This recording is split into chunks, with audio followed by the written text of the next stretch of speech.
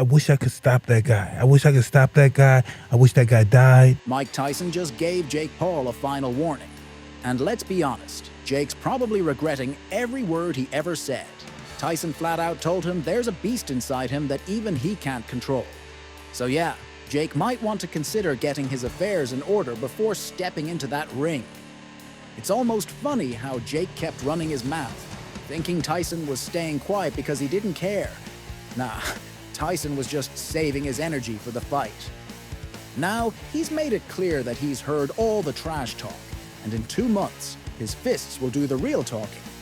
Look at his power, he's gonna get KO'd. People are yelling at me in the event, but what happens when I put this man to sleep? After that, well, good luck hearing anything else, Jake. And if you will ask me, I would say, without any hesitation, that Jake Paul practically walked right into this one, didn't he? I mean, the guy struts into the August 18th press conference like he owns the place, chest puffed out like some kind of overconfident peacock, throwing insults like they were confetti. And let's not forget, with cameras flashing and a crowd full of hype, Jake thought this was his moment to shine. He really went all in, taking shots at Mike Tyson's age, health, and, get this, even his legendary past. Like, seriously, who pokes a lion? Anymore. Until November 15th, I'm knocking this motherfucker out, and we're gonna see who's dead. We will see who's dead. We will see who's dead. And then acts surprised when it roars. Jake's ego was practically inflating by the second, especially when he hit the crowd with this gem. People in my comments saying, look at his power. He's gonna get KO'd. People are yelling at me in the event. But what happens when I put this man to sleep? This 06 is not a joke.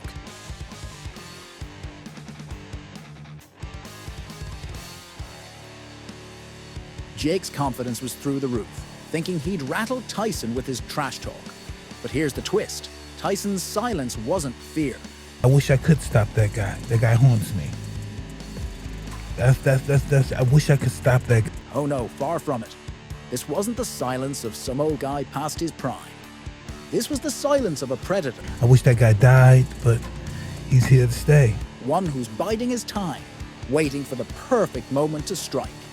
See, some folks in the crowd probably thought Tyson was over it. I'm always in handcuffs, so I'm very careful when that guy comes out. You break out in handcuffs? Yeah. Oh, no. Oh, man. Every time I drink... Like maybe Jake had finally pushed him too far. But those people clearly didn't know who they were dealing with. Tyson's been around this block before. He's faced down countless big talkers, each one thinking they were the one to take him down. And guess what? They all ended up flat on their backs, wondering what truck just hit them. Jake's just the latest in a long line of loudmouths who think they can win a fight with their mouths. Tyson?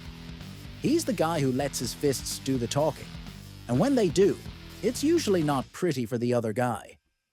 Jake Paul is walking a very thin line here, playing a dangerous game with a man who's seen it all. Remember Larry Holmes? He thought he had Tyson figured out, and then, bam, KO'd in the 4th round. Frank Bruno, big talk, big fall. These guys learned the hard way that Tyson's silence isn't surrender, it's strategy. But Jake, in all his youthful arrogance, thinks he's different. You need to come tell me in my face. Whoa. You won't. That somehow his insults are going to shake the unshakable. Spoiler alert, they're not. Jake even had the nerve to say, until November 15th, I'm knocking this bit out and we're going to see who's dead. We will see who's dead. We will see who's dead. Mike.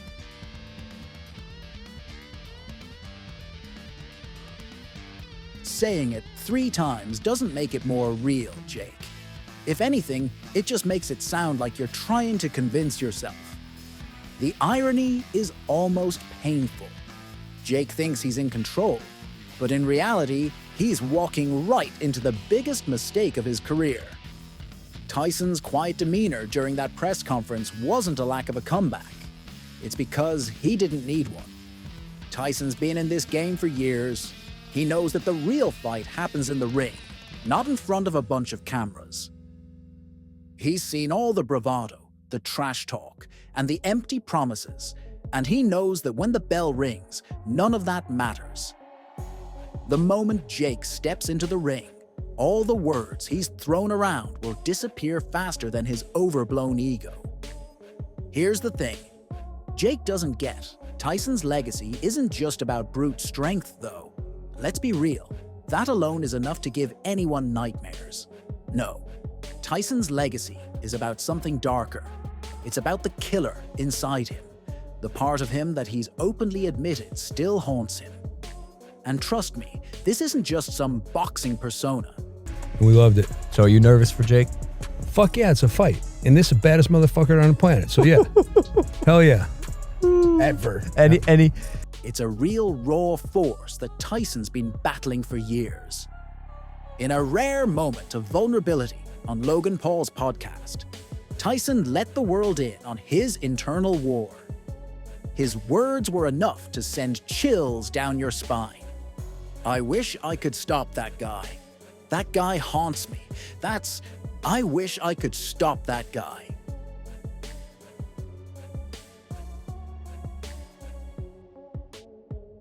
You could practically hear the air leave the room after that.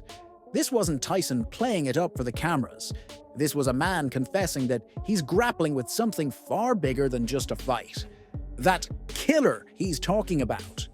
It's the same force that's led him to some of the most brutal victories boxing has ever seen. And here's the kicker. Tyson doesn't just wish he could control that side of himself. He wishes it would disappear completely. I wish that guy died, but he's here to stay. Put this in 640, 643. If that doesn't make you sit up, I don't know what will. This isn't just Jake Paul running his mouth. This is about Tyson confronting the very thing that made him a champion, and also what could destroy him if he's not careful. He knows that when he steps into the ring, he has to channel that killer. Because if he doesn't, he risks being taken down by someone like Jake, who thinks he can out-talk his way to a win. Tyson's history is full of moments where that side of him came out at the worst possible time, leading to some seriously dark consequences. Remember Scottsdale, Arizona, December 2006? Tyson got busted for DUI and felony drug possession. Age isn't slowing him down. If anything, it's made him even more of a machine. Jake better be ready, because this isn't going to be some easy walk in the park. Tyson's still got that fire, and he's about to remind the world why he's one of the greatest to ever do it.